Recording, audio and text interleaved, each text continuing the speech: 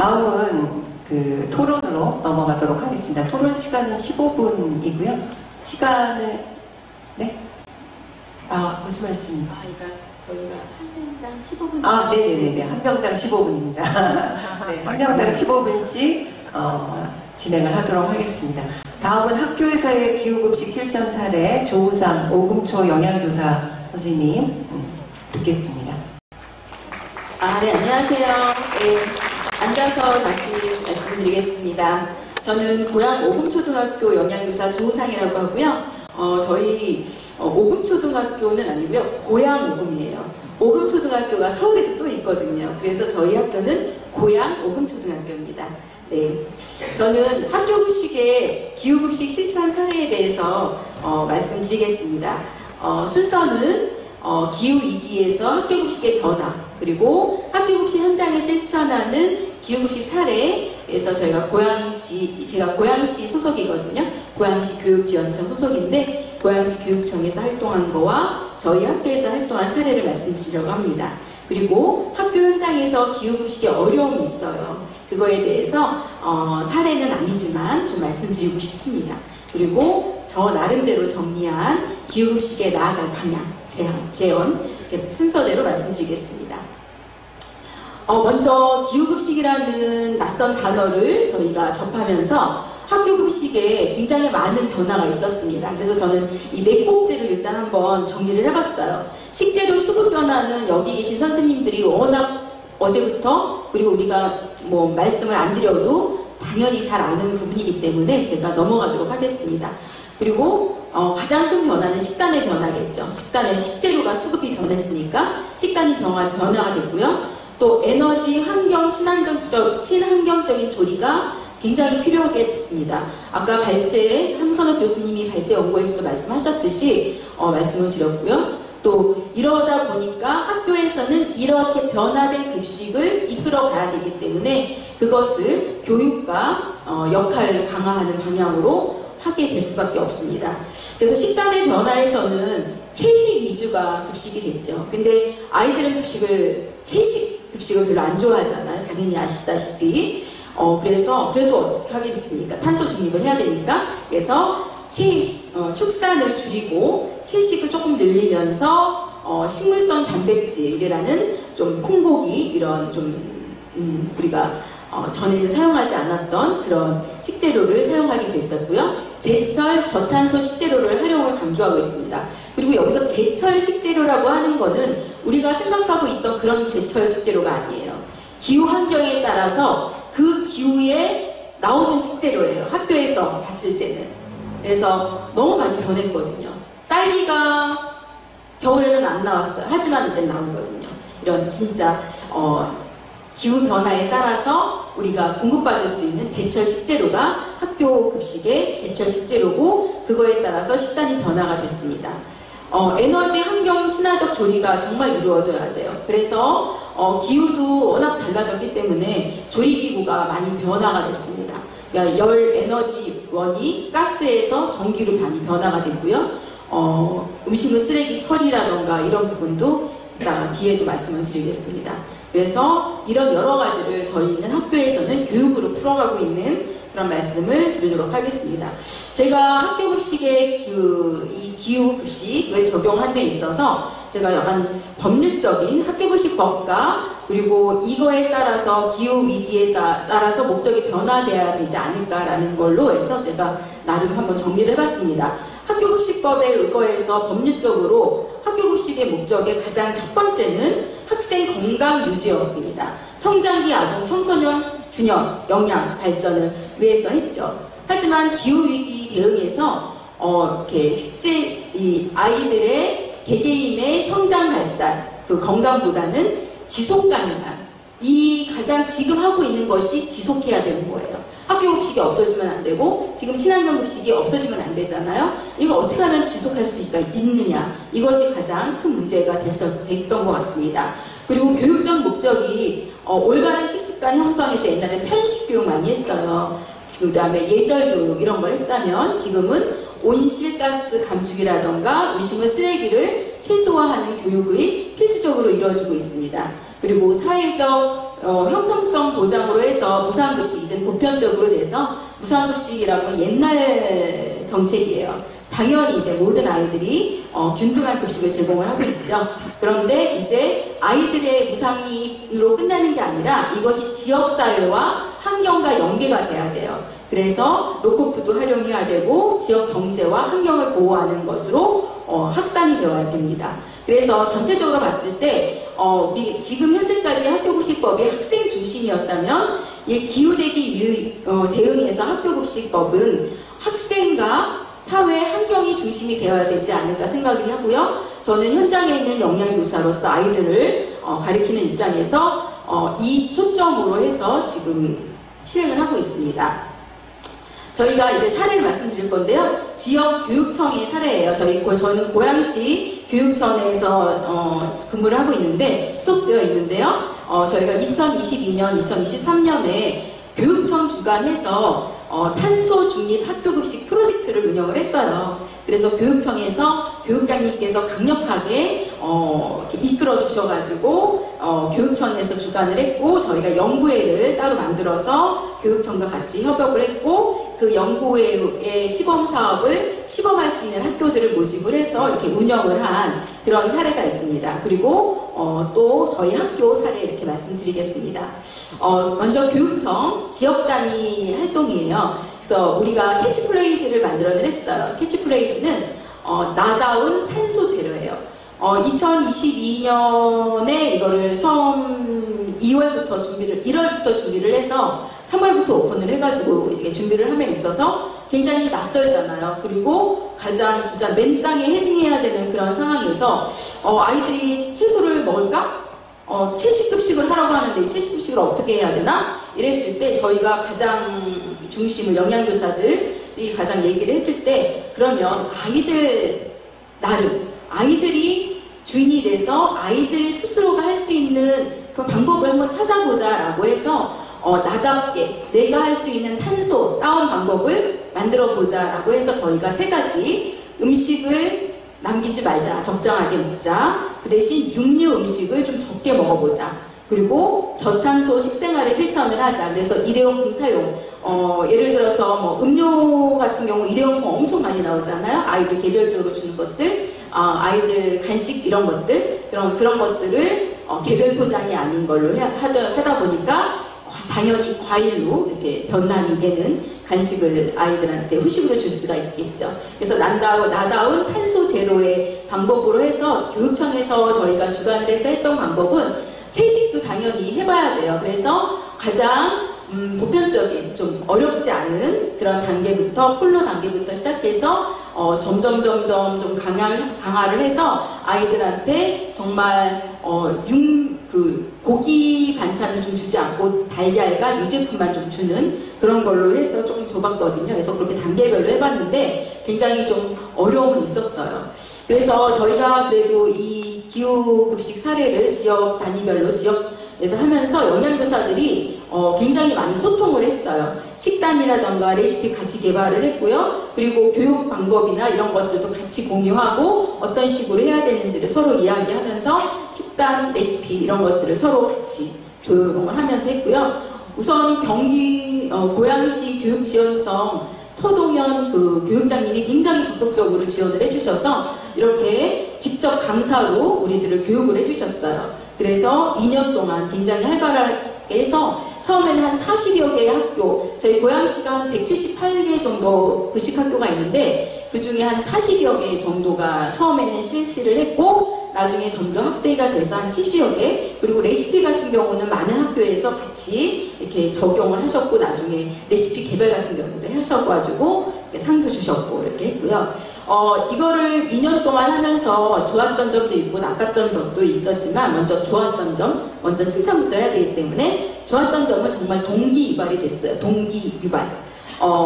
이거를 해야 되겠구나 라는 마음을 가지게 해주셨고요. 아까 말씀드린 것처럼 처음에는 적게 시작을 했지만 점점 확대할 수 있었고요. 그리고 많은 영양 선생님들이 함께 레시피 개발, 교육자료 개발을 할 수 있었고 그러다 보니까 교육청에서 정책적으로 지원을 해주셨기 때문에 학부모 학생과 공감을 했고 소통하는 데 원활할 수 있었습니다. 좀 아쉬웠던 점은 예산 지원이 0이 없었어요. 저탄소 식재료 하면 우리가 보통 고기를 안 먹으니까 식재료가 좀 적게 들지 않아 하지만 여기 계신 분들은 아실 거예요. 야채가 얼마나 비싼지, 그리고 콩고기 굉장히 비싸요. 그렇게 식재료를 전환을 해야 되다 보면 식재료 값이 올라갈 수밖에 없고, 또 생소한 레시피 개발을 하기 위해서 저희가 레시피 시범도 해야 되고 그거에 대한 여러 가지 필요한 예산도 있었지만 예산이 없었다는 거, 교육활동 이런 것도 예산이 없었다는 거, 그리고 담당 교사, 영양교사들의 업무 가중이 당연히 있을 수밖에 없었죠. 그러니까 개인적인 능력에 따라서 활발하게 하고 덜 활발하게 할 수밖에 없었던 그런 거기서 민원이 발생을 할 수밖에 없었죠. 뒤에도 민원이 사례 잠깐 있지만 왜 고기 안 주냐 이거죠. 왜 성장기 아이들한테 고기 안 주냐, 우리 아이들 채식이 웬 말이냐 이런 말씀들 있으셨습니다. 그리고 그러다 보니까 음식물 쓰레기도 당연히 좀 증가를 했습니다. 그리고 또 가장 문제는 지속되지 못했어요. 22년, 23년까지로 끝났고 24년 지금 현재로서는 하지 않기 때문에 저도 그냥 각계 전투로 영양생들이 동기유발 열심히 받고 각계 전투를 하고 있습니다. 저희 학교 사례입니다. 다음부터는 그래서 간단하게 말씀을 드리겠습니다. 예, 저는 저탄소 교육과정에 이것을 넣었어요. 건강, 환경, 배려라는 커다란 꼭지를 저희가 3가지 꼭지로 해서 제가 교육과정 학교급식을 교육과정에 포함시켜서 운영을 시키고 있는데, 이 중에서 저탄소 식생활 실천 운동으로 해서 저탄소 식단을 운영을 하고 있고, 영양교육과 연계해서 그리고 학부모 저탄소 교육도 하고 있습니다. 그리고 푸드테크 활용을 하고 있어요. 저희 학교가 AI 푸드 스캐너 하고 있거든요. 그리고 또 이거를 활발하게 하기 위해서 학생 자치회와 운영을 같이 했습니다. 그 활동 제가 사진으로 보여드리겠습니다. 저탄소 식생활에서 급식을 식단에 어떻게 반영을 했느냐 그래서 저희가 이렇게 탄소 중립 실천 밥상을 해서 주 1회는 해보자라고 해서 이렇게 넣었어요. 그리고 식단을 좀 포함을 해서 했는데 너무 채식만은 하지 않고요. 좀 유두리, 융통성 있는 그런 식단을 반영을 했고요. 또 이거는 제가 작년에 2022년, 2023년 경기도 고양시 교육청에서의 탄소 중립에 관련된 그런 시범 사업이 끝난 다음에 이것을 조금 더 이어가기 위해서 저희가 파이토케미칼 연구회가 제가 연구회에 가입을 해서 그 연구회에서 채식을 조금 더 다양하게 아이들한테 경험을 할 수 있게 해서 채식의 그 영양학적인 것에 좀 중점을 둬서 면역력이랑 이런 것에 중점을 둬서요. 파이토케미칼이라는 제목으로 채식급식을 좀 탄소 중립 식단을 레시피 개발이라던가 식재료의 중심을 둬서 했어요. 그 얘기 말씀을 드렸고요. 그리고 저희 올해는 작년에도 그렇고 올해도 그렇고 항상 저희가 하고 있는 게 제가 3, 4학년을 탄소 중립에 대한 영양 교육을 하고 있거든요. 그래서 4학년 같은 경우가 저희 3학년은 식단은 안 짜고 4학년은 식단을 짜요. 그래서 저는 동물복지와 관련해서 식단을 짜고 있거든요. 동물복지와 탄소 중립, 그럼 그거를 식단에 반영을 해서 누구누구 아이가 한 식단이다 해가지고 제가 사용하고 있는 그 동화책은 내 이름은 푸른 점이라는 동화예요. 그래서 요 동화를 해서 저희가 9월달 식단에 제가 반영을 했던 내용이고 오늘도 그 아이 식단이 나왔었거든요. 그리고 이렇게 3학년, 4학년 저탄소 급식에 대한, 그리고 고학년들은 푸드 마일리지에 대한 것으로 교육을 하고 있습니다. 이거는 학부모 저탄소 식생활 교육에 대한 내용인데 학부모님들도 요즘 저탄소 식생활 교육에 굉장히 관심이 있으세요. 그런데 예산이 없어요. 그리고 지역 예산이 당연히 아시다시피 점점 줄어들어서 올해는 실시하지 못했어요. 저희가 매년 제가 고양 오공초등학교 5년차 근무하고 있는데 매년 했었거든요. 근데 올해 예산은 5천만 원, 처음에 5천만 원이었대요. 고양시. 그러다가 2천만 원으로 삭감하다가 올해는 1천만 원이어서 했던 학교는 한 번이라도 했던 학교는 해줄 수 없어요 하셔가지고 할 수 없었습니다. 그래서 올해는 아직 실시하지 못했습니다. 이거는 지구 사랑 지킴이, 아까 우리 학생들 지구 지킴이 말씀했는데 우리 학교에 그 지구 사랑 지킴이가 있어요. 그래서 저희 학교는 푸드 스캐너를 4대를 운영을 하고 있는데 이 4대 중 한 대는 잔반 태식구가, 그러니까 잔반통이 없는 태식구를 운영하고 있거든요. 그래서 그 태식구의 이름을 아이들한테 좀 관심을 갖게 하고자 학생 자체와 연계해서 태식구 이름 공모전을 했어요. 그래서 최종 아이들이 선발한 것이 최종 4개였어요. 우리 다 먹었어요 태식구, 잔반제로 태식구, 급식왕 태식구, 지구사랑 태식구. 그 중에 무슨 이름이 됐을까요? 지구사랑 태식구가 됐습니다. 봤어요, 맞아요. 그래서 지구사랑 태식구 운영을 하고 있습니다. 그래서 아이들이 지금도 오늘도 열심히 지구사랑 태식구를 하고 있고요. 저희 영양선생님들이 또 아이들을 동기유발을 해주기 위해서 열심히 또 상도 주고 이렇게 활동을 재밌게 해주고 있고요. 또 푸드테크 AI 푸드 스캐너가 이렇게 학교에 우리 학교의 환경 데이터를 출력을 해줘요. 마련을 해줘요. 그러면 저도 아이들한테 피드백을 해주고 학교 홈페이지도 올리고 게시판에도 붙여서 또 계속 동기유발을 해주고 있습니다. 이번에 설문조사를 한 건데 저희 학교에서 활동하고 있는 여러 가지 활동에 대해서 이렇게 했는데 여기 맨 위에 푸드스캐너 활용에 대한 관심도가 제일 많았고요. 마찬가지로 푸드스캐너 식판 스캔에 대해서 아이들이 가장 좋았다 얘기를 하고요. 잔반제로 태식구도 내용이 나와 있지만 잔반제로는 아이들이 하는 아이들만 하기 때문에 이렇게 나와 있습니다. 또 저희 학교는 음식물 쓰레기를 이렇게 미생물 발효 분해기를 해서 처리를 하고 있어요. 그래서 이런 친환경적인, 그다음에 쌀뜨물 나오잖아요. 쌀뜨물 그냥 버리지 않고 EM으로 발효를 해서 세제로 같이 사용을 하고 있습니다. 그리고 제가 2025학년도 음식물 쓰레기 줄이기로 계획해 놓은 거고, 올해 지금 새롭게 도입을 하고 있는 게 남아있는 잔식을 이렇게 기부하는 활동을 하려고 하고 있는데, 요거는 아직 2학기 때부터 하려고 했었는데 지금 아직은 협약서만 작성을 하고 아직 실행을 못하고 있습니다. 이분들이 고양시가 학교가 많이 참여를 안 해서 여기 시흥 선생님들 많이 오셨는데 시흥이 굉장히 활발하게 활동하고 있는데 저희 고양시는 좀 활발하게 활동이 안 돼서 이렇게 많이 못하고 계시더라고요. 어쨌든 지금 시간이 너무 빨리빨리 지나고 있는데 빨리 말씀드리겠습니다. 학교급식은 일단 어려움이 있어요. 기호급식을 하기에 있어서 학생들이 기호도가 중요하잖아요. 아까 말씀드렸듯이 한창 고기가 필요할 나이에 채식이 웬 말이야 이 말씀을 하시는 학부모님들의 민원이 있습니다. 그리고 또 제가 이 설문지도 잠깐 저희 학교 설문지도 넣었는데 아이들은 대부분 음식을 가지고 일단은 저희 학교는 아이들이 경험이거든요. 그래서 선생님들이 물어보세요. 아이들이 먹지 않는 싫어하는 음식을 가져가지 않는 게 좋을까요? 아니면 가져가게 해서 버리는 게 좋을까요? 말씀을 하셨을 때 저는 가져가게 해달라고 말씀을 드려요. 왜냐하면 초등학교 급식은 경험이거든요. 아이들이 처음에는 내가 안 가져갔지만 내 옆에 아이가 먹는 걸 보면서 언젠가는 와서 한번 먹어볼게요. 제가 요즘 계속 가장 많이 듣고 있는 게 가장 그거예요. 아이들이 선생님 이거 한번 먹어볼게요. 한번 줘보세요. 이런 말이거든요. 그래서 그 경험치기 때문에 채식이라고 해서 무조건 안 먹는다고 안 주는 게 아니라 아이들한테 줘야 됩니다.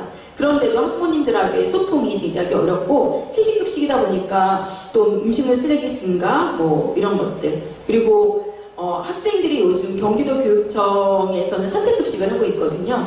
아이들이 좋아하는 걸 먹어야 된다. 학교급식을 맛집으로 비유하고 있어요. 학교급식은 맛집이 아니거든요.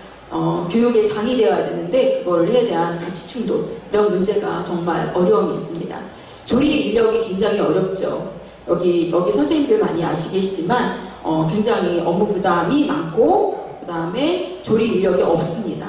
그리고 기후가 굉장히 많이 변하기 때문에 그 급식실도 굉장히 열악하죠. 그렇기 때문에 조리사님들에 대해서 교육청에서 공문이 와요. 가열한 튀김조리 이런 거 하지 말아라. 무조건 오븐 조리해라. 이런 식으로 고에너지 조리를 기피하는 현상이 이루어지고 있습니다. 친환경 식재료가 여러 가지 또 문제가 있다 보니까 반품을 할 수가 없잖아요. 반품을 하면 일반으로 들어오거든요. 그런 거에 대한 또 학교에 어려움이 있습니다. 마지막으로 말씀을 드리겠습니다. 이 말씀은 좀 늦었지만 꼭 드리고 싶은데요. 학교급식이 제가 생각하는 학교급식, 기호급식은 탄소 발자국을 줄이는 급식이에요. 그래서 지금 현재 하고 있는 친환경 지역 농산물 수급이 좀 안정화되어서 이거에 대한 것이 레시피나 저에너지 조리법이 좀 많이 연구가 되었으면 좋겠고, 그럼으로써 음식물 줄이기에 대한 연구도 활발하게 되었으면 좋겠고요. 교육 공동체가 정말 인식이 변화가 돼야 됩니다. 우리끼리 아무리 열심히 떠들어봤자 소용이 없거든요. 교육 공동체가 함께 이야기를 해야 돼요. 그 부분, 그러기 위해서는 정책적으로 정말 지원이 돼야 됩니다. 제도적인 기반이 강화돼야 돼요. 아까 고양시 교육청에도 예산이 0이라고 했고 정책이 중단되었다 말씀을 드렸죠. 이 지속 가능한 정책이 되어야 되고요. 그러기 위해서는 정말 재원이 마련을 해야 되죠. 그리고 교육인식 전환이 되어야 됩니다. 마지막으로 말씀드리겠습니다. 학교급식의 본질을 정말 알아주셨으면 좋겠습니다. 학교급식은 맛집이 아니거든요. 학교급식은 아이들이 실천할 수 있는 실천 교육의 장입니다. 건강한 먹거리를 실천할 수 있는 실천 교육의 장이거든요. 그래서 학교급식의 본질을 교육의 도구, 실천 교육의 장이라고 정말 인식을 다시 전하는, 원래 이랬어요. 그런데 자꾸만 변화가 되고 있어요. 그래서 정말 속상합니다. 그래서 그런 거 말씀을 드리고 있습니다. 정말 학교급식은 기후위기 대응에서 교육적 플랫폼이자 지속가능한 사회로 가는 실천의 장이 되어야 합니다. 네, 마무리하겠습니다. 감사합니다. 박수 좀 크게 쳐주세요. 원래 이 자리에 교육청이 함께 했어야 되는데 함께 하지 못해서 많은 아쉬움이 있었는데요. 조우상 선생님이 그 아쉬움을 다 한 방에 해결해 주신 것 같아요. 다시 한번 박수 부탁드립니다. 다음은 식생활교육 경기네트워크 사무처장인 김혜정 사무처장님으로부터 식생활교육 활성화와 기호급식에 대해서 듣도록 하겠습니다. 네, 안녕하세요. 식생활교육 경기네트워크 사무처장 김혜정입니다. 제가 시간이 되면 네네. 마이크를 들을게요. 그러면 네. 제가 시간 못 맞출 걸 미리 아신 것 같습니다. 네. 식생활교육 활성화 기후급식, 미래 세대를 위한 기후의 행동이라는 이야기로 시작을 해보겠습니다. 식생활교육의 역할과 중요성, 경기도 식생활교육 추진 방향, 경기도 식생활교육의 현황, 그리고 생애주기별 식생활교육, 식생활교육의 사회적, 경제적 효과, 식생활교육 활성화 방안, 급식과 연계한 식생활교육과 캠페인 사례를 말씀드리겠습니다. 목차가 기시죠? 네.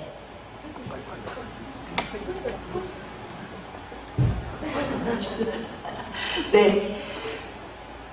식생활교육이 사회적으로 전달돼야 되는 내용들이 굉장히 많습니다. 그래서 축약을 해서 하려다가 이제 천천히 아마 생산자나 다른 도민들은 내용에 대해서 오늘 새롭게 보고 가실 거라고 생각이 듭니다. 식생활교육의 역할과 중요성에 대해서는 식생활교육은 2009년 식생활교육 기본계획이 수립되면서 그 추진 근거를 마련하였습니다. 식생활교육지원법에 따라서 국가식생활교육 정책을 근거로 하는 경기도 식생활교육지원센터로 지정해서 식생활교육이 경기도에서는 지원되고 있습니다. 밑에 보시면 그 근거에 의해서 경기도 식생활교육위원회를 구성하고 식생활교육계획을 수립하고 경기도는 도민의 식생활교육 확산을 위한 정책 개발을 해야 되고 실천 확대를 목적으로 거버넌스 기반을 조성하고 지역의 생산, 유통, 소비 등을 연계해서 먹거리 분야의 지속가능한 실천 및 환류를 위해서 활동하게 되어 있습니다.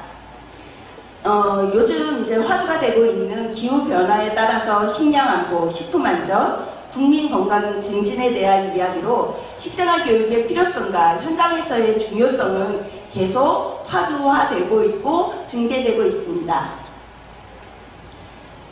식생활교육은 지속가능한 환경에 미치는 영향에 대한 인식 제고와 건강한 식습관 조성을 위해서 정보와 그 가이드를 제공하는 역할을 하고 있는데요. 올바른 식습관 형성을 하는 목적으로 식생활교육을 구성하고 있고요. 식품의 생산부터 소비, 폐기까지의 전 과정을 이해하고 포함하는 통합적 이론, 실습, 체험 등의 교육으로 구성하여 진행하고 있습니다. 식습관 관련 생활습관 질병 증가에 따른 예방적 프로그램으로 식습관을, 식문화를 조성할 수 있도록 가이드를 구축하고 있습니다. 전통 식문화 개선과 지속가능한 식생활로 실천을 위한 기반을 구축하기 위해서 지역, 지자체, 식생활 교육 기반들을 구축하고 있고, 지금 고향에서 오셨는데 고향에도 고향 네트워크 선생님들이 열심히 좋은 역할자 역할을 하고 있습니다. 식생활 교육은 육류 중심에서 채식 중심으로 지금 확산되고 있습니다. 잠깐 없는 날로 실천을 지금 모색하고 있고요. 따라서 식생활은 어찌됐든 환경을 생각하는 일회용 포장재나 이런 것들을 지향하고 제철 식재료를 선택할 수 있도록 환경 효과적 인식 제도를 개선할 수 있도록 매개체로 활동하고 있습니다. 농업 환경의 악화가 가져오는 식량 감소, 가격 상승, 식량 불안정, 식량 주권에 대한 이야기도 건강한 식재료의 선택으로의 환경적인 영향까지로 화두화해서 기후변화에 대응하는 식생활 교육으로 구성하고 있습니다. 학교 급식과 연계한 식생활 교육은 학교 학생에게 건강과 성장의 핵심적인 요소로 자리 잡고 있고요. 균형 잡힌 영양 공급, 바른 식습관 형성을 돕는 기후행동의 출발점으로 기후급식이라는 실천력을 가지고 실행되고 있는 것으로 알고 있습니다. 이에 올바른 식생활 교육을 제공하고 환경과 식품의 관계를 이해할 수 있게 하고 먹거리 불안정을 해소할 수 있는 지속가능한 식습관으로 형성하여 식품 선택을 건강하게 할 수 있도록 운영하고 있습니다. 식생활 교육 추진 방향입니다. 경기도는 제3차 지속가능한 식생활로 함께하는 농업, 건강한 도민, 포용하는 사회 실현이라는 비전으로 지역자원을 활용한 사람 중심 교육으로 농업 환경의 공익적 가치 확산을 목표로 하고 있습니다. 이에 농업, 환경, 사회 등 다양한 사회적 가치의 실현에 기여하는 역할을 하고 있고요. 그 확장을 위해서 인식 제거와 취약계층 대상으로 교육을 확대하고 있습니다. 사회적 배려가 필요한 취약계층, 저소득, 고령자, 임산부, 다문화 등에 대해서 먹거리의 기본 관가 그런 것들을 강화하기 위한 농식품 지원, 정책과 식생활 교육이 연계되어 함께 실행되고 있습니다.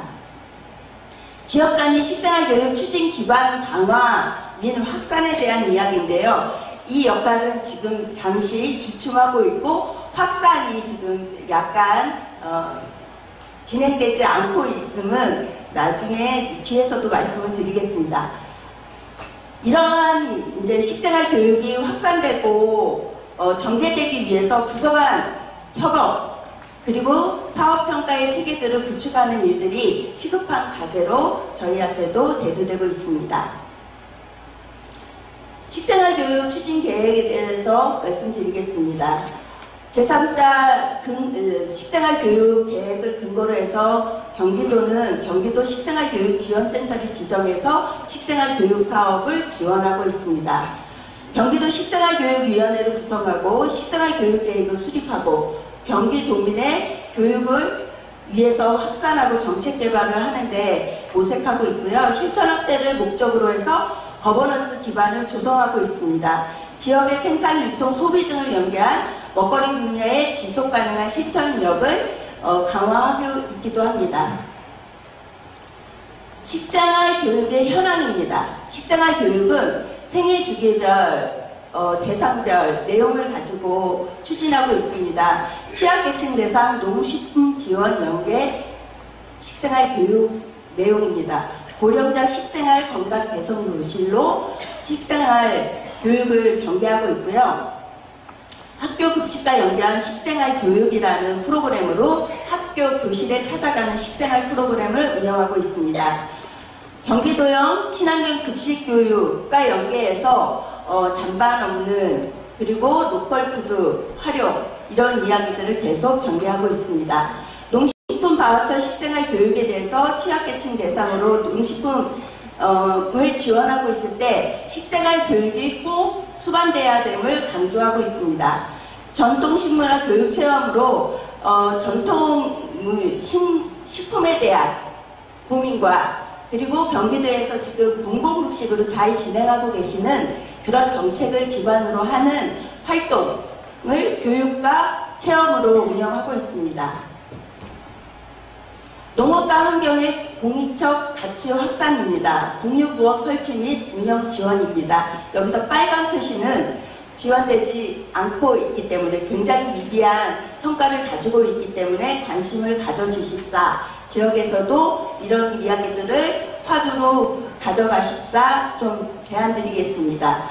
그리고 이론 및 체험 연계 식생활 교육, 앞서 말씀드린 대로 찾아가는 식생활 교육은 이론과 실습, 체험을 구성해서 아이들이 다양한 식생활 교육의 형태를 만나볼 수 있도록 운영하고 있습니다.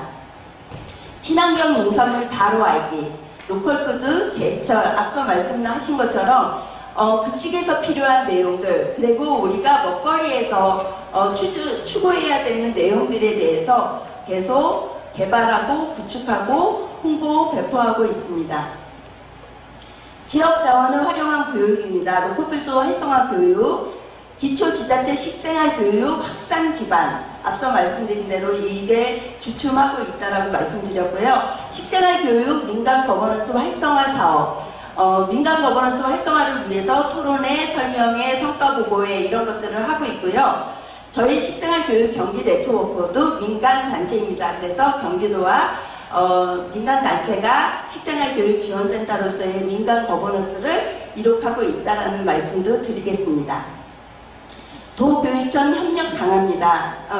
앞서도 말씀하셨지만 도교육청이 이 자리에 같이 참여하셔서 이런 이야기들, 건강한 지속 가능한 앞의 이야기들을 좀 끌어나갈 수 있었으면 좋겠는데 어찌됐든 이제 구성원 일부가 이렇게 참여하시고 학교의 사례로만 좀 멈추는 것에 대해서 좀 적극적인 협업이나 이야기들이 전개됐으면 좋겠다라는 말씀을 드리겠습니다. 전통식문화 개성활동 지원입니다.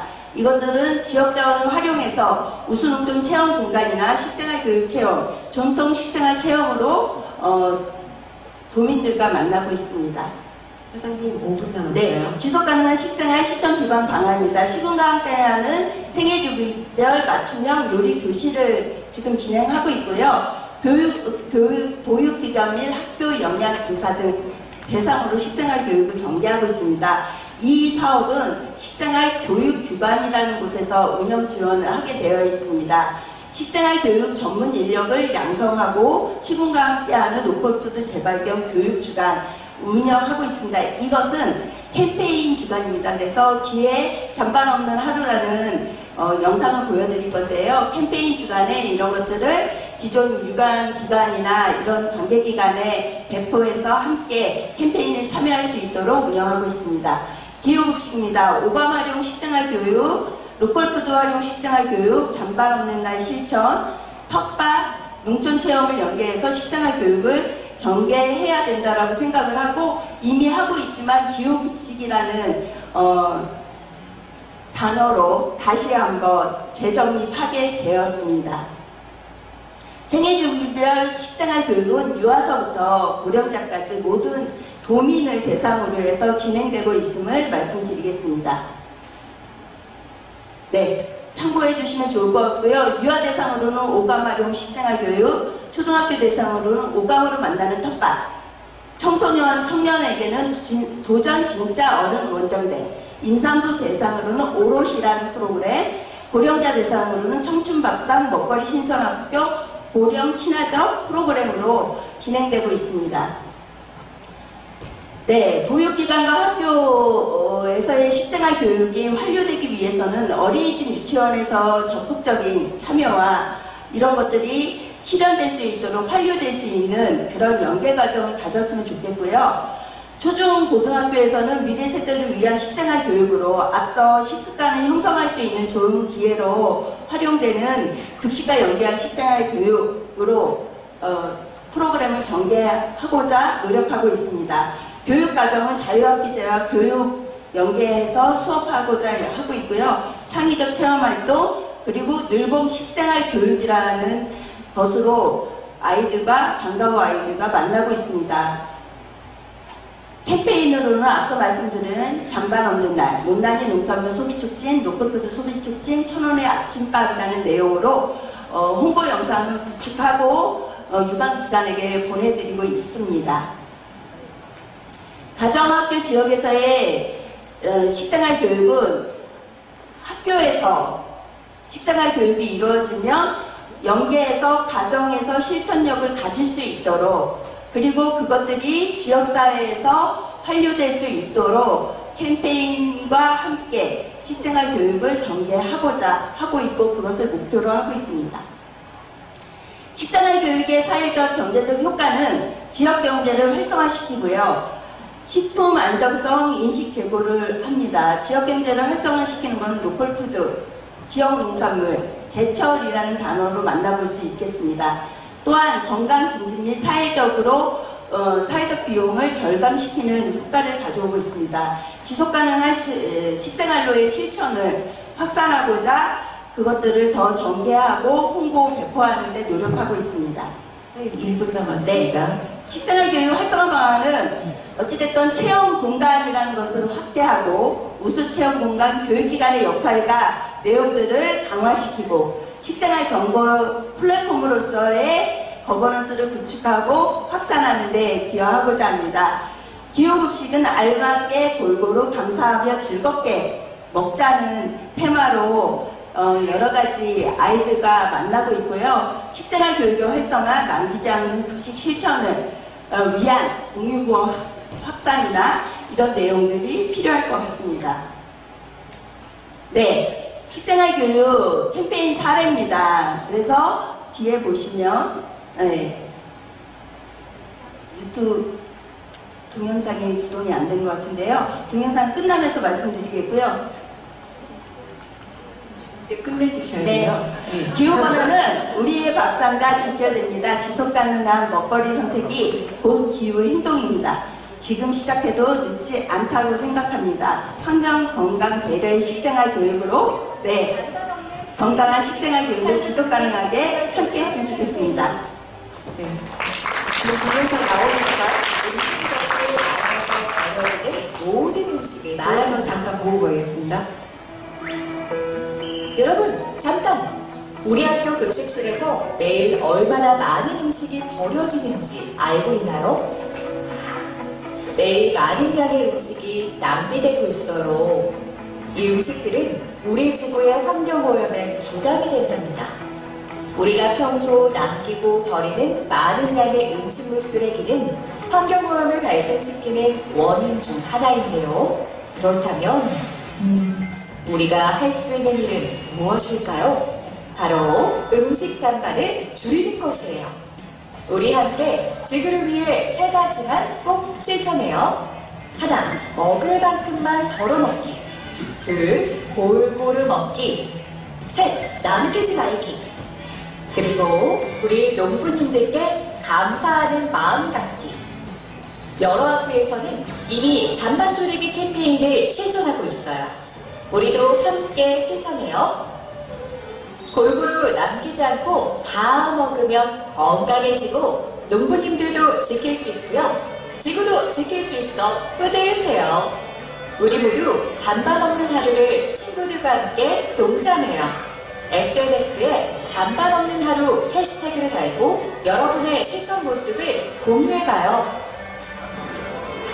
내가 지키는 지구, 잔반 없는 하루 만들기. 우리 함께 건강한 지구를 지켜요. 우리 건강한 지구를 지키도록 합시다.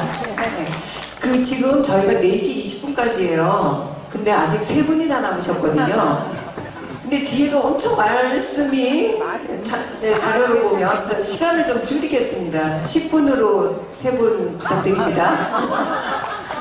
그래도 다만 플로어에서 얘기 좀 할 수 있으려면 부탁드리겠습니다. 네, 이미경 센터장님 경기도 학교급식 예비식 기부사업에 대해서 부탁드립니다. 부탁드립니다. 네, 반갑습니다. 시흥시 학교급식지원센터장 이미경입니다. 네, 사회자님 반갑습니다. 15분도 짧아서 지금 어찌해야 되나 고민 중인데. 예, 제가 그 경기도 시군 학교급식지원센터 협의회 회장으로 이렇게 기입을 했는데요. 경기도 시군 학교급식지원센터는 경기도에 있는 9개 센터가 함께 2012년도부터 이렇게 센터들 간의 협업과 공동 사업을 진행해 오고 있는 전국 유일의 아주 모범적인 모델인 협의체라고 할 수 있겠습니다. 예, 제가 경기도 학교급식 임시기부 사업을 이제 활성화를 통해서 이 기후급식에 기여했으면 좋겠다라는 내용을 가지고 시흥시 사례를 중심으로 말씀드리도록 하겠습니다. 목차 참고하시고요. 저희가 시흥시에서 학교급식 임시기부 사업을 하게 된 배경은 이렇습니다. 잘 아시다시피 음식물 쓰레기 너무 많고요. 2023년 기준으로 했을 때 481만 톤 전국에서, 그리고 시흥시 107개 학교만 해도 3천여 톤이 발생했습니다. 이 쓰레기들은 당연히 대부분은 땅에 묻히고 음식물 퇴비화도 되고 일부는 또 동물에게 사료화도 되는데요. 대부분 땅에 묻히고 퇴비화되는 과정에서 메탄가스 엄청 발생하고 지구온난화에 굉장히 악영향을 미치고 있습니다. 그래서 이 음식물 쓰레기를 줄이는 것은 사실 기후위기를 맞서고 또 기후급식을 하는 데서 굉장히 중요한 문제다. 그리고 반면 또 먹거리 취약계층은 점점 더 많아지고 있습니다. 전통적인 먹거리 취약계층인 노인 인구도 증가하고 있고요. 그 외에도 1인 청장년 가구 등을 비롯해서 전통적인 취약계층이 아닌 새로운 어떤 먹거리 취약계층도 지금 계속 많아지고 있는 추세입니다. 이들은 앞서 그 발표에서도 나왔지만 절대적으로 뭐 먹는 게 부족하거나 이런 경우는 좀 극히 적습니다. 그렇지만 그분들이 먹는 음식의 식재료 질이 굉장히 떨어지는 거죠. 정크푸드, 라면 뭐 이런 것들로 한 끼니를 때우는 경우가 많기 때문에 이 먹거리 취약계층에 대해서 양보다는 질적 접근이 필요한 시대입니다. 그리고 학교급식 입장에서는 코로나를 겪으면서 뭐 1,100명 음식을 다 준비했는데 확진자가 나오면서 모두 다 버리는, 음식물 쓰레기 버리는 그런 사례들도 많았었고, 코로나가 끝나고 나서도 실은 이 코로나 때 나뭇가지 식습관 이 부분이 개선이 안 되면서 음식물 쓰레기가 학교급식에서 잔반이 굉장히 많이 발생을 하고 있습니다. 그래서 우리 시흥에서 이 고민을 하게 된 거는 영양 선생님들이 요구를 하셨습니다. 학교에서 2019년도까지는 푸드뱅크를 통해서 기부를 할 수 있었어요. 원하면. 그래서 그걸 하고 싶은데 푸드뱅크에서 안 받아준다. 그래서 어떻게 하면 좋겠노? 이렇게 이제 저희한테 상의를 해오셨어요. 그리고 환경급식연구회라는 걸 만들어서 우리 영양 선생님 12분과 2022년부터 학교급식에서 환경을 살릴 수 있는 그때는 기후급식이라는 말을 안 썼는데요. 기후급식을 할 수 있는 방법을 함께 찾아보자 라는 연구회를 지금까지 운영하고 있습니다. 그 연구회에서 선생님들이 여러 가지 일회용 줄이기 등등 많은 연구를 했지만 가장 큰 요구가 있었던 것이 이 예비식 기부를 할 수 있게 해줬으면 좋겠다 해서 제가 22년도에 시흥의 푸드뱅크를 찾아갔습니다. 그래서 이만저만 요구가 있는데 해줬으면 좋겠다 라고 했더니 답변이 뭐냐면 당시에는 22년도 당시에는 푸드뱅크가 그러니까 학교급식 기부를 일부 하고 있었어요. 아주 작은 수의 학교들이 하고 있는데 어떻게 하냐면 한 개 학교하고 한 개의 복지기관을 1대1로 결연하는 겁니다. 그러면 이제 복지기관에서 그 학교로 음식물을 가지고 가서 이렇게 나눔하는 이런 형태로 푸드뱅크에서는 매칭해주는 이런 역할만 하고 있더라고요. 그런 형태로밖에 못한다. 19년도까지는 푸드뱅크가 직접 학교로 가서 음식을 수거해와서 푸드뱅크가 도시락을 만들어서 수혜자분들한테 나눔하는 방식으로 운영을 했었거든요. 그렇게는 못한답니다. 이유는 코로나 겪으면서 그런 도시락을 쌀 수 있고 하는 그런 개수대랄지 주방시설 이런 것들이 싹 없어지고 푸드뱅크가 푸드마켓으로 변경됐습니다. 그래서 마켓처럼 그냥 가공품 완포장된 제품, 유통기한 남은 이런 것들만 진열해놓고 가져갈 수 있게 마켓으로 전환됐기 때문에 기존 19년도까지의 방식으로는 운영할 수 없다는 게 답변이었습니다. 시설도 없고 인력도 없다. 그래서 한 두어 번 찾아가서 그래도 방법이 없겠나, 그러면 아니면은 뭐 이렇게 기부처를 좀 발굴해 달라라고 요구했지만 기부처 발굴하는 것도 굉장히 어렵다고 하더라고요. 음식을 주겠다는 학교는 많은데 받으려고 하는 데가 없는 겁니다. 그게 굉장히 일이 많고 힘들거든요. 그래서 이걸 어떻게 해야 되나 고민을 하던 차에 저희가 급한 놈이 우물을 판다고 푸드뱅크에서 안 해준다 하니까 그러면 우리 시흥시 학교고식지원센터에서 일단 해보자. 그래서 시작을 하게 됩니다. 근데 이제 중간에 좀 난관이 있었던 것이 경기 푸드뱅크에서 작년에요. 그러니까 재작년 23년도에 경기도 교육청에서 잔식기부 활성화 조례가 통과됩니다. 그러고 나니까 이제 경기푸드에서 이걸 해야 되는 입장이 되는 거죠. 그래서 식약처에다 질의를 합니다. 이거 법적으로 혹시 위반사항 없습니까? 라고 했더니 식약처의 답변은 법적 위반사항은 아닌데요. 이거 밖으로 나가면 위험하니까 안 했으면 좋겠습니다. 라는 공문이 내려왔고 그 공문이 각 학교로 다 뿌려졌습니다. 그래서 저희 22년도에 시작했으니까 23년, 4년, 3년차 사업을 하고 있는데 그런 공문이 온 거죠. 그래서 우리 선생님들이 이거 어떻게 해야 되죠? 이렇게 문의가 왔습니다. 5월에 그 공문이 왔거든요. 네, 저희 방법을 찾아보겠습니다. 일단 진행은 계속 하시죠. 그래서 저희 선생님들한테 불안하시면 사업 중단하셔도 좋습니다. 라고 했지만 저희가 24년도에 작년에 19개 학교가 참여하고 있었는데 어느 학교 한 학교도 빠짐없이 그냥 진행하겠다, 센터 믿고 가겠다 이렇게 하셔서 계속 진행할 수 있었습니다. 이거를 경기도 교육청 등에서 이제 질의를 했죠. 이게 그렇게 문제가 되는 게 맞냐? 그리고 실은 이제 국무총리실 규제혁신단 뭐 이런 데서 또 움직이고 해서 관계 부처들이 모입니다. 식약처, 교육부 등 모여서 이 관련해서 논의를 합니다. 그 논의 결과로 공문이 8월에 작년 8월 다시 내려왔거든요. 뭐라고 내려왔냐면 주의사항, 취급시 주의사항이라는 3장짜리의 문서를 만들어가지고 요거를 준용해서 잘 지켜서 하시기 바랍니다. 그러니까 불안하고, 그러니까 위험 요소가 있지만 요걸 잘 주의사항을 잘 참고해서 하시라 이렇게 내려와서 이제 이 사업을 하는 데 있어서 제도적인 문제는 이제 좀 없겠다라는 것을 결론 내리고 지금 마음 편하게 하고 있는데요. 실은 식약처는 제가 봤을 때는 이게 언제든지 입장이 바뀔 수도 있다고 생각하거든요. 그래서 이 부분에 대해서는 좀 법적으로 추후에 좀 못을 박아놓을 필요가 있겠다 이런 생각이 듭니다. 시흥시 남았습니다. 네? 2분 남았습니다. 2분이요. 예, 예비식 기부 사업은요, 센터 복지관 학교가 함께 도시락 형태로 만들어서 관내 취약계층에게 나눔하고 있는 거고요.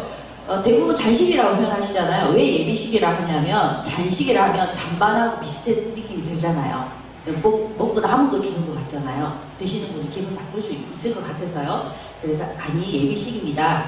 아이들이 먹으려고 준비하고 있던 예비식 이렇게 애들 들어주고 나니까 배식되지 않은 깨끗하고 좋은 음식입니다 라는 의미에서 저희 예비식이라는 용어를 사용하고 있고, 이것이 사실은 도시락을 드시는 분들, 저희는 이 예비식이 이 먹거리 취약계층에게 굉장히 소중한 한 끼이자 존엄한 한 끼라고 생각합니다. 그리고 골고루 영양을 갖춘 한 끼이기 때문에 예비식이라는 용어를 좀 확산했으면 좋겠고, 조례에도 예비식으로 이후에 개정하는 작업들을 함께 했으면 좋겠다 이런 생각입니다. 시흥시 학교고식 지원센터처럼 학교고식 지원센터가 추진한 사례는 저희의 첫 사례이고요. 경기도 경기광역푸드뱅크에서 이전에 앞에 보면은 공문이 안 내려와 있다고 돼 있는데 공문이 다시 내려왔습니다. 작년 8월 이후에 해도 되는데 부분적으로 허용할 수 있는데 어떻게 해야 되냐면 시설, 위생시설 다 갖추고 이거 잘 지켜가지고 하면은 할 수 있다. 그래서 경기도 내에서 현재 푸드뱅크를 하고 있는 데는 극히 드뭅니다. 예, 사례를 별로 없고요. 시흥도 마찬가지로 안 하고 있는 상황입니다. 시간이 너무 없어서 도대체 뭘 얘기 드려야 될지 정말 고민스럽습니다만 22년 4월에 저희가 시작했거든요. 1개 복지관과 5개 학교가 시작을 했는데 시범사업 시작할 때 비예산 사업으로 돈 없이 시작했습니다. 할 수 있었던 거는 선생님들이 막 발벗고 나서주셨어요. 통이 없었습니다. 통을 푸드뱅크에서 일부 가져왔지만 푸드뱅크 쓰던 거 제가 가져왔어요. 부족한데 학교에서 선생님들이 그 남아있는 그 급식실 봉사하면서 남은 통 구해주셨어요. 직접. 그래서 그 통 가져와서 사업 시작했고 또 이 사업을 시작하는데 사실은 학교가 가장 핵심적일 것 같잖아요. 이 사업을 하려면 관건은 복지관입니다. 학교는 기부하고자 하는 학교가 많거든요. 근데 복지관이 받으려고 안 합니다. 왜냐면 특히 저희가 하고 있는 이 4-5개 학교를 연계해서 하는 사업은 음식 양도 많고 통이 많다 보니까 복지관이 굉장히 어려워하고 있습니다. 그리고 그날은 복지관 담당자 오후에 아무도 못합니다. 이것만 해야 되거든요. 그래서 부가 업무인데 일이 너무 많기 때문에 복지관을 설득하는 게 굉장히 난관이었고 이후에 이 사업을 하시려고 하는 분들은 복지관을 잘 섭외하시는 게 제일 핵심적인 부분이라고 생각하시면 좋을 것 같습니다. 시작할 수 있었던 건 우리 지역에 정말 오랫동안 도시락 사업을 해오셨던 훌륭한 자원봉사자가 계셔서 시작할 수 있었네요. 예, 뒤에 이제 할 게 많은데요. 뭐 못하니까요. 다음 기회에 하겠습니다. 제가 이게 참 맨날 며칠 준비했는데요. 이럴 수가. 예. 마지막으로 조례는 이렇게 되어 있습니다. 경기도 교육청 조례를 시작으로 해서 서울, 세종, 충남 이렇게 조례가 만들어져 있고 앞으로도 조례도 확대될 거라고 생각합니다. 경기도 내에서 이 예비식 기부 사업이 확대되려고 하면은 첫 번째는 예산과 실무력을 갖춘 시군에서 사업을 주관할 수 있는 기관이 반드시 있어야 됩니다. 학교급식지원센터든 푸드뱅크든 아니면 지속협이 될 수 있습니다. 왜냐하면 수원 같은 경우에 지금 지속협에서 시작을 중심적으로 하고 있으니까요. 기존의 푸드뱅크가 하던 방식들도 저는 병행돼야 된다고 생각합니다. 그래야 확산이 될 수 있다고 생각하고요. 그리고 공유냉장고, 경기도에 있는 공유냉장고와도 많은 연계를 해야 된다고 생각합니다. 그리고 기초의 지자체와 경기도가 함께하는 협의체를 구성해서 이 사업을 함께할 수 있는 학교급센터, 푸드뱅크, 지속협 이런 데가 참여해서 이 사업을 어떻게 하면 확대할 수 있을 건가에 대한 협의체를 만들어서 운영했으면 좋겠다. 그리고 경기도에서 이런 협의체만 하지 말고 예산도 좀 만들어가지고요. 용기나 수집비 같은 예산을 시군과 매칭해서 많이 한다면 굉장히 활성화될 거다. 마지막으로 여기는 없지만 교육청이 빠졌습니다. 저는 교육청이 반드시 함께해야 된다고 생각합니다. 경기도 시흥교육청은 열심히 함께하고 있습니다. 경기도 교육청이 이 사업을 함께 논의하고 함께 만들어갔으면 좋겠습니다. 예비식 기부 사업을 저희 해보니까 처음에는 음식물 쓰레기 주려고 했거든요. 하다 보니까 지역의 복지관과 학교와 그리고 저희 같은 협력기관들이요. 네트워킹하면서 서로서로를 칭찬하고 감사하고 배려하고 이런 어떤 정말 이렇게 아름다운 공동체가 되더라고요.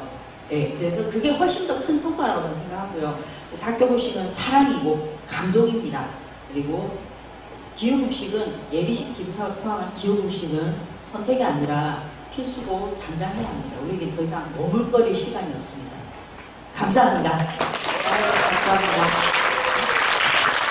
사실은 한 시간 정도 들어도 굉장히 재밌거든요. 그리고 훌륭한 사례이기 때문에 더 드렸어야 되는데 시간 관계상 어쩔 수 없이 끊었습니다. 죄송합니다.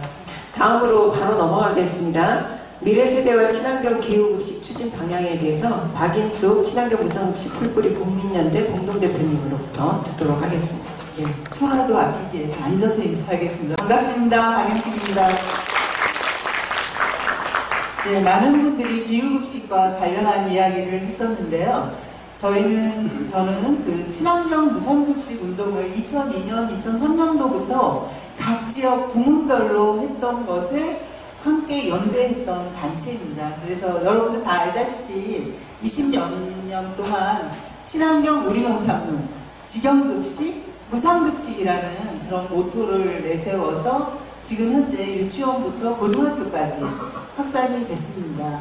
그러면 이제는 우리 원래 시작은 아이들에게 건강을, 농민에게 희망을 이라는 이런 모토로 시작을 했는데 모두를 위한 친환경 기후급식으로 대전환을 하자 이렇게 얘기를 하고 있고요.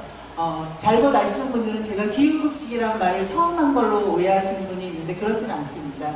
근데 2023년도 제주에서 친환경 급식대회를 할 때 그때 우리는 이제 친환경 기후급식으로 가야 하는구나 해서 저희가 그 뒤로 이 언어를 적극적으로 전국화시키고 정치화했었던 그 과정이고요. 그 속에서 총선과 대통령 선거 때마다 정책 제안을 했었습니다. 그래서 오늘 그 경기도에서 두 번째로 기후급식과 관련된 이러한 훌륭한 자리를 마련해 주셔서 너무 감사합니다. 음식으로 못 고치는 병은 약으로도 못 고친다, 이런 얘기를 옛날에 히포크라테스가 했다고 우리 먹거리 운동가들은 많이 인용을 합니다.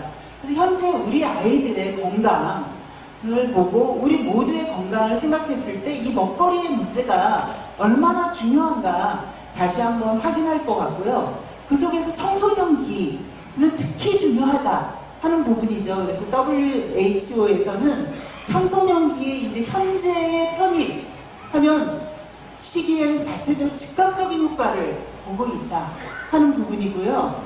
그 다음에 미래적 측면은 실제로 성인기의 위암과 조기 사망을 감소시킬 수 있다, 이러한 부분이고요. 미래 세대가 이제 다음 후손을 건강하게 보호할 수 있다 해서 이 20살까지 어떻게 식습관을 형성하고 무엇을 먹느냐가 우리 미래 세대에 결정적으로 중요하다 하는 부분입니다. 그럼에도 불구하고 현재 비만, 소아, 당뇨, 아토피, 무정자증 이러한 문제들이 심각하게 등장하고 있다는 거죠. 질병청에서 매년 청소년 건강 행태 조사를 20년째 진행을 하고 있습니다. 그래서 작년에 이렇게 대표적인 걸 보면 초중고 비만군이 계속 증가하고 있다. 우리 다 주변에서 보고 있죠. 그 다음에 아침 식사를 거르는 비율이 매년 증가하고 있어요. 근데 여기서 주목할 부분이 왜 아침 식사를 안 하느냐 하는 이유 중에 시간이 없어서가 가장 많고요. 그 다음에 식욕이 없어서 늦잠, 소화불량, 아침 식사 필요성을 모르겠다, 이런 부분들이 조사가 됐어요. 그래서 식생활에서는 아침밥 먹기 이런 캠페인도 하고 있지만 여전히 점차 줄어들고 있는, 늘어나고 있는 이런 상황입니다. 또 하나는 과일과 관련해서는 실제로 우리 청소년들이 일일에 한 18.6% 정도가 과일을 섭취하는데 왜 못 먹느냐, 이런 조사에서 매일 먹을 필요성을 못 느낀다. 그 다음에 번거로워서, 과일이 없어서, 이 부분인데요. 실제로 제가 과일이 없어서 문제, 이거는 우리 집에서도 모두 고민이잖아요. 이 기후위기 이후에 과일을 제대로 먹는 것은 부의 상징이 되고 있는 이런 상황들이 되고 있다는 거죠. 패스트푸드 증가, 특히 코로나를 겪으면서 배달 음식, 이러한 외식 음식들이 우리 학생들을 주변에 차지하고 있고 점차 이게 일반화되고 있는 실태를 볼 수 있습니다. 식교육 관련해서는 52.8%가 그래도 1년에 한 번은 들었다 하는데 아직도 미흡한 그런 부분이 있어서 우리 학교 현장에서 이걸 적극적으로 제도화 확장해 달라 하는 요구들을 하고 있습니다. 당신이 먹는 것이 바로 당신이다, 이런 말이 있습니다. 그래서 이 친환경 기후급식으로 우리 아이들이 어떻게 먹고 어떤 음식을 선택하고 이게 생산에서부터 폐기에 이르는 과정들을 이해할 때 제대로 된 먹거리 시민으로 성장할 수 있다 하는 지점에서 우리가 기후급식이라는 것은 상당히 미래적으로의 문제만이 아니라 당장의 문제라는 그런 인식을 할 수 있습니다. 그동안 이 학교급식이 이렇게 친환경 무상급식으로 자리 잡을 수 있었던 것은 학교급식은 교육이라는 이러한 분명한 명분과 목적이 있었기 때문입니다. 그래서 지금 시점에 친환경 기후급식이 바로 우리 미래 세대의 가장 중요한 의제가 돼야 한다 하는 것은 많은 선생님들이 강조했었던 부분인 거고요. 여기서 우리가 이제 고민해야 할 부분들이 실제로 학교 구성원을 먹거리 소비자가 아니라 먹거리 선택의 권리를 갖춘 주체로 자리매김 가지면서 먹거리의 가치를 인식하고 행동하는 먹거리 시민으로 만드는 것에 대해서 한번 다시 확인을 드리고 싶습니다. 기후급식과 관련한 많은 분들이 정의가 있었습니다. 저도 되게 많이 복잡하고 역시 훌륭한 진단들이 많았다 하는 생각이 들고요. 저희 친환경 무상급식 풀뿌리 국민연대에서는 이 언어를 친환경 기후급식으로 쓰자, 악착같이 친환경 기후급식으로 쓰자, 이렇게 얘기를 하고 있고요. 초록색 부분 식재료에 있어서는 친환경, 로컬, 제철 식재료, 이 식재료가 어떻게 생산됐는가, 정말 기후 위기에 대응할 수 있는 지속 가능한 생산 과정에 맞는 식재료를 사용해야 한다. 그랬을 때 육식을 줄이고 채소를 늘려야 하고 탄소 배출을 줄이고 쓰레기를 저감하는 기후 친화적인 공공급식이어야 한다. 이렇게 이제 저희 나름대로 정의를 좀 하고 있고요. 여기서 봐야 할 지점이 먹거리 정의에 대한 것입니다. 우리가 먹는 이 문제에 대해서 그동안 영양, 건강, 보건 이 문제를 이제는 벗어나야 한다 하는 부분입니다. 그랬을 때 생산자의 건강권, 노동권, 동물의 권리, 지구를 살리는 정의로운 급식 개념으로 우리가 확장되고, 이 과정에서 전 과정을 점차 화석 에너지로부터 재생 에너지, 새로운 에너지 전환까지로 가야 한다 하는 부분입니다. 그랬을 때 어떻게 추진 방향을 할 것인가 하는 부분은 식재료 기준, 아까 말씀드리는 거 가장 중요할 것 같고요. 그 다음에 여기서 이제 계속 강조하는 게 기후급식은 제식급식이 아니라는 겁니다. 그 범위를 훨씬 뛰어넘는 것이어야 한다 하는 지점에서, 그럼에도 불구하고 어떻게 고기를 줄이고 채식의 비중을 높일 것인가 하는 부분들이 우리 식단의 재구성이라는 지점에서 우리가 고민되어야 할 것 같습니다. 그래서 육가공 편중의 급식 문제에 대해서 우리가 고민을 해야 한다 하는 거고요. 우유 문제에 대해서 이제 저희가 TF 논의에서 무상으로 학교급식, 무상으로 지급하는 지역이 있는데 되게 많이 버려진다는 거죠.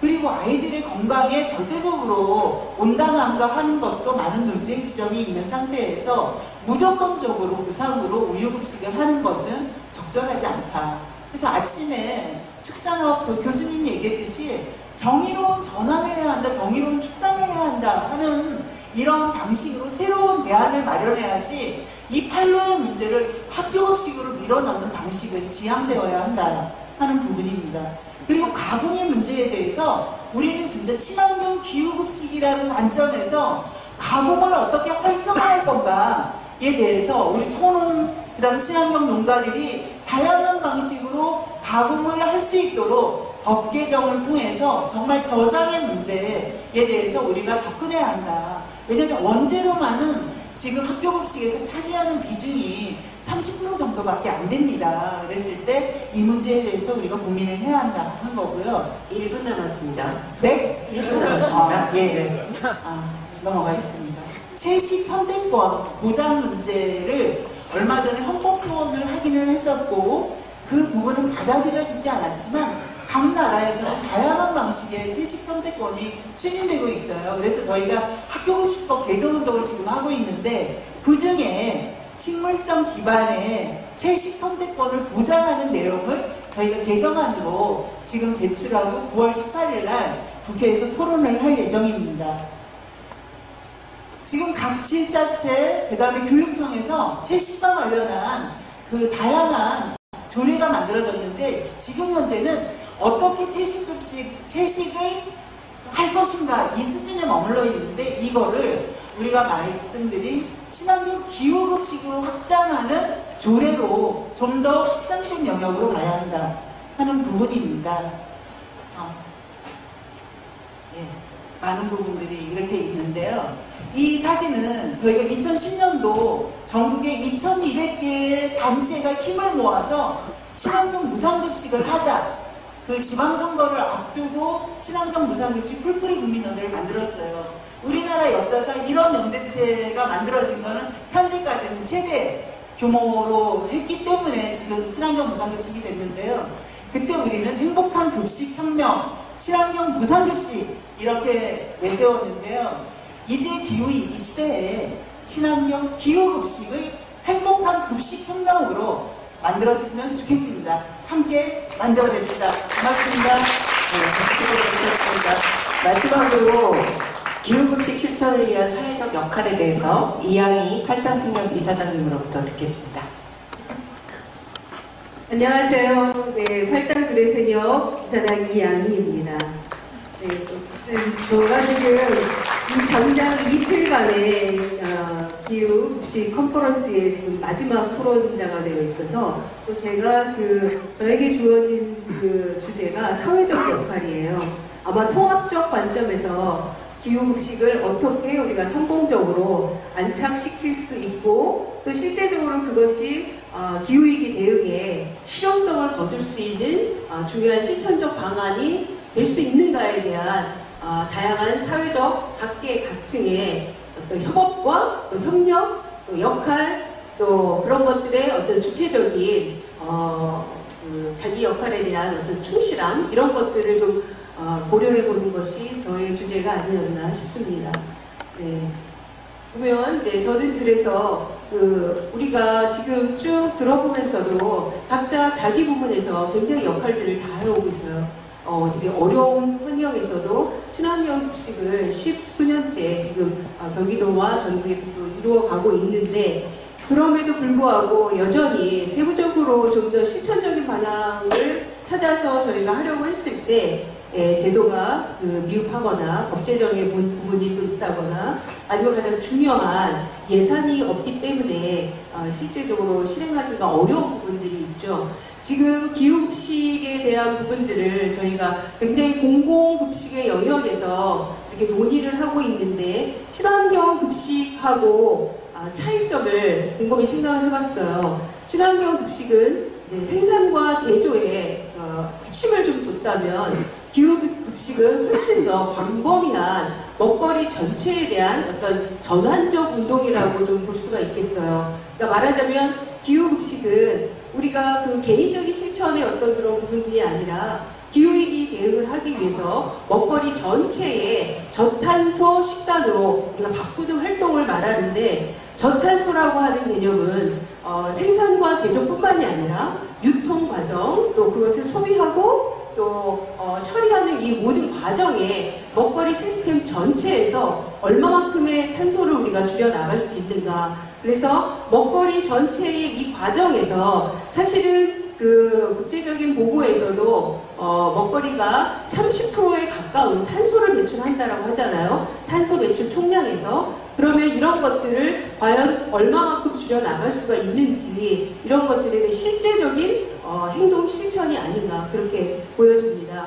그래서 이틀 동안 계속 얘기했던 핵심적인 어떤 기후급식의 핵심적인 어떤 그 요소를 좀 정리를 해보면 일단 지역이라는 개념이 되게 중요하죠. 지역 농산물, 그래서 푸드 마일리지를 최소화시키고 제철 식재료를 활용을 하고 또 친환경 유기농 식재료를 사용을 하고 음식물 쓰레기를 감축하고 또 그러다 보니 채식 중심의 식단, 레시피 개발 이런 것들을 확대하는 게 아마도 기후급식의 가장 핵심적인 요소들이 아닌가 이렇게 생각이 됩니다.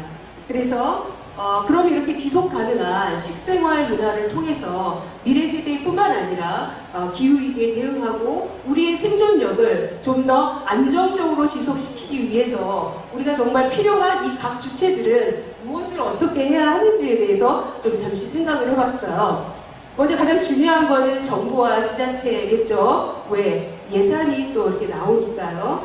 그래서 정부와 그 지자체에서는 정책 수립과 지원을 하고 또 인프라를 구축하고 또 필요한 부분에 대한 제도를 만들어주고 친환경 농업을 지원을 해야 하는데 사실 가장 중요한 거는 정부에서 우리가 지금 탄소 배출량을 줄여야 하는데 그러면 탄소 배출 감축을 어느 정도 할 건지 그거에 대한 정확한 목표를 좀 설정을 하고 그 목표를 실행하기 위한 단계적인 계획을 수립을 해야 된다고 봐요. 특히 이제 지금 기후급식과 관련된 이 먹거리 실천 부분에 있어서 먹거리에서는 그럼 얼마만큼의 탄소 배출량을 줄여나갈 것인지에 대한 명확한 목표를 설정을 하고 그거를 실행하기 위한 수립 계획들을 수립을 해야 되겠죠.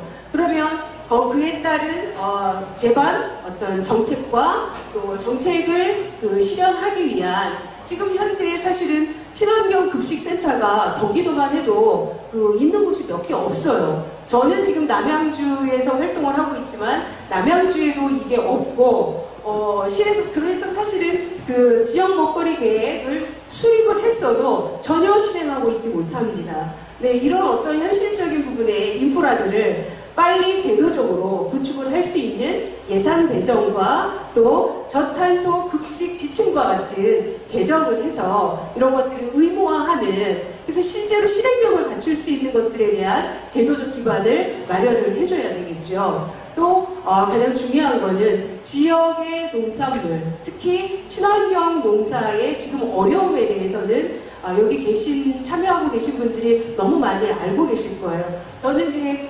생협에서 계속 친환경 생산자분들과 친환경 먹거리를 공급하는 일들을 계속 해오면서 지금 기후위기가 얼마큼 친환경 농사에 치명적으로 영향을 끼치고 있는지를 실제적으로 지금 보고 있거든요. 그러니까 이번 여름이 너무 더워서 사실은 수해나 이런 것들이 아니라 폭염 피해로 2달 동안 농산물 재배를 하지를 못했어요.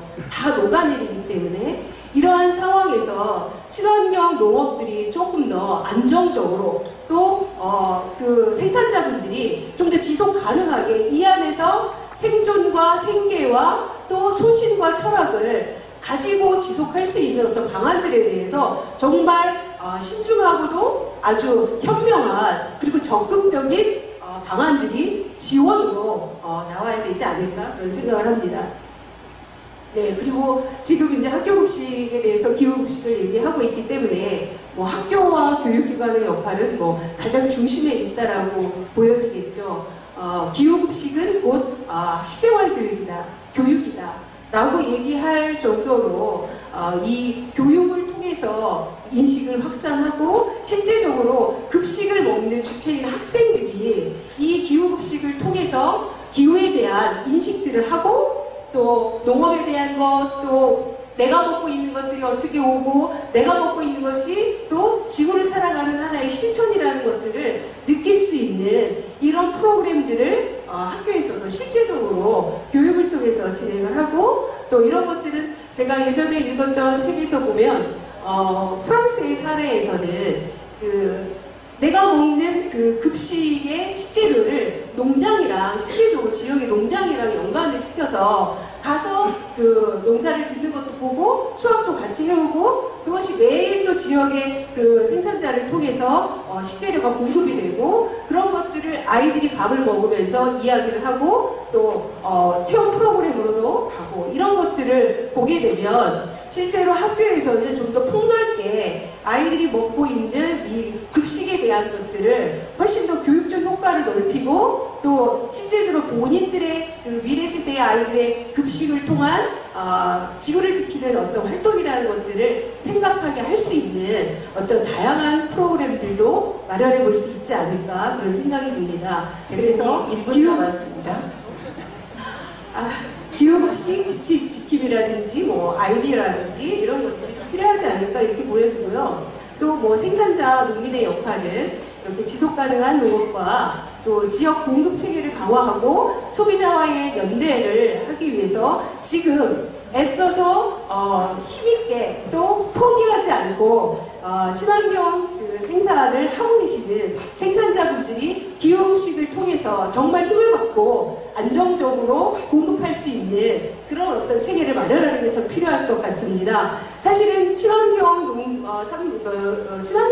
농업에 대해서는 제일 먼저 공동구매와 직거래를 통해서 생협이 견인차 역할을 했지만 제가 옆에서 봤을 때 제가 만나는 생산자분들은 안정적인 공급의 다양한 물량은 급식을 통해서 굉장히 확장됐거든요. 그래서 이렇게 공공 영역에서의 친환경 농업을 지원할 수 있는 방향으로도 안정적으로 재배할 수 있도록 지원을 하는 것이 필요하지 않을까 싶고 말이 빨라지니까 지금도 네. 또 학부모와 시민의 역할에서 보면은 뭐 이거는 뭐 당연하게 가정에서도 그런 실천을 하고 고기를 먹지 않으면 밥을 안 먹으려고 하는 아이들을 실제로 밥상머리 교육에서도 가정에서도 같이 병행해서 모니터링하면서 실천을 할 수 있는 밥상머리 교육이 다시 부활하는 것도 되게 중요한 시민운동의 하나가 아닐까 그렇게 생각이 됩니다.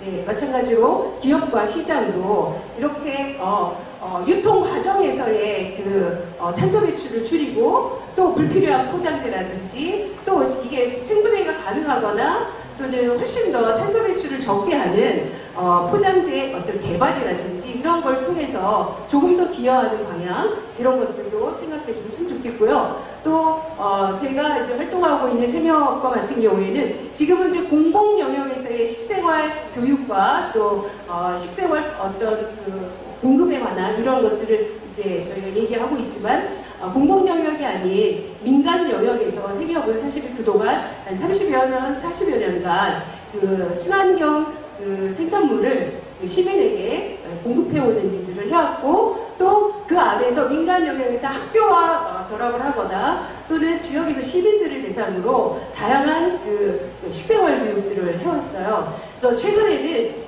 물론 저희도 축산품들을 다 팔고 있죠. 동물복지 축산 물품들을 팔고 있지만 기본적으로는 채식과 기후위기에 대응하는 저탄소 식단을 지향을 하면서 다양한 레시피를 개발하고 그런 것들을 시민들과 함께 만들어 나가고 실천하는 일들을 민간 영역에서도 꾸준히 하고 있습니다. 그래서 이런 것들이 이제 공공의 영역과 같이 협력적으로 결합을 한다면 훨씬 더 증폭되고 실천력이 훨씬 더 갖춰지지 않을까 그런 생각이 듭니다. 그래서 기후급식의 확산의 어떤 촉진자로서의 역할들을 저희 민간에서도 꾸준히 지속적으로 할 겁니다. 네, 그래서 결론적으로 기후급식은 사회 전체의 협력이 필요한 먹거리 시스템의 전환 운동이므로 여기에 모든 시민도 배제될 수가 없죠. 이렇게 따지고 보면 모든 국민이 다 주체라고 볼 수가 있습니다. 그래서 기후급식은 학교가 중심이 되어서 교육과 실천을 주도하고 정부가 제도적으로 지원하며 농민이 친환경 먹거리를 제공하고 학부모, 시민이 생활 속 실천과 기업이 지속가능한 공급망 구축을 통해서 함께 만들어가는 사회적 전환 운동이라고 말씀드리고 싶습니다. 네, 감사합니다. 네, 감사합니다. 지금 딱 4시 18분인데요. 제가 가만 생각해보니까 저희가 예정된 시간이 2시간이거든요. 근데 28분에 시작했어요. 그래서 8분을 저희가 조금 더 쓰도록 해서 지금 현재 플로어에서 질의응답 내지는 의견 한두 분만 받도록 하겠습니다. 혹시 손을 들어주시면 빨리 마이크를 가지고 갈게요. 네. 고양시 사례를 말씀해주신 조우정 선생님께 질문하고 싶은데요. 2022년에서 2023년까지의 활동이 지금 현재는 예산 부족으로 중단되었다고 아까 말씀하셨는데, 그러면 그때 참여하신 선생님들 간의 교류라든지 어떤 연구에는 어떻게 되고 있는지, 향후 어떻게 이끌어 나가실지 그것이 좀 궁금해서 여쭙고 싶습니다. 예산 부족 때문에 처음부터 예산은 없었고요. 교육장님의 의지셨어요. 서동연 교육장님께서 2021년에 군임을 하시고 2022년부터 2023년까지 하시고 이제 다시 다른 쪽으로 가시면서 중단된 사업이었어요. 교육장님이 바뀌면서. 그리고 그 다음부터는 이제 학교에서 알아서 저처럼 영양 선생님께서 열심히 하고 계십니다. 각자 알아서. 이 교육청 차원에서의 지원이 필요할 것 같아요. 네. 또 다들 한 분만 더 받아볼까요? 없으신가요? 없으시면 여러분들이 지금 시간을 지켜주신 거죠. 네. 그러면 마지막으로 그 발제자분한테 총 코멘트를 듣고 빨리 짧게 해주시면 감사하겠습니다. 마무리하도록 하겠습니다. 네. 저는 오늘 각계각층에 계신 전문가분들이 지금 여기 토론에 참여해 주셔서 그야말로 저희 결론은 그런 것 같아요. 우리가 기후급식 더 이상 미룰 수 없고 또 기후급식을 하는 데 있어서 지금 친환경이 같이 안 갈 수가 없고 이 기후급식의 실천이라는 게 급식에 필요한 모든 식자재의 생산, 유통, 그리고 제공, 폐기까지 모든 분야에서 각각 해야 되며 이를 위해서는 정부의 정책, 이 진도 가고 있지만은 뒷받침이 돼야 되고 또한 이러한 전문가분들만이 아니고 모든 시민들, 그러니까 학생과 학부모님들 외에 시민들도 모두 다 동참해야 되는 결국 우리 사회가 다 같이 이루어야만 하는 그러한 그 사업이라고 저희가 결론을 내릴 수 있을 것 같습니다. 이러한 일을 하는 데 있어서 전 세계 어디보다도 지금 경기도가 앞장서서 이 기후급식 사업을 선도하는 그러한 또 지역이 되는 것이고 그러한 데 있어서 경기도에서는 저희가 또 자부심을 가져야 하고 이제까지 이러한 일을 해주신 분들이 더 앞으로 분발할 수 있도록 정책이 뒷받침이 돼야 하고 또 정부나 지자체의 지원이 필요하다라고 생각합니다. 예, 이것이 결론이라고 생각합니다. 감사합니다.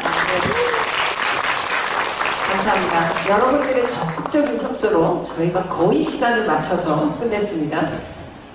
지금까지 이틀 동안 굉장히 중요하고 또 알찬 내용들을 준비해 주신 경기도 농수산진흥원 관계자분들께 고맙다는 말씀을 전해드리고요. 수많은 섹션에서 발표와 토론 그리고 참석해 주신 모든 분들께 감사드리면서 마치도록 하겠습니다. 감사합니다.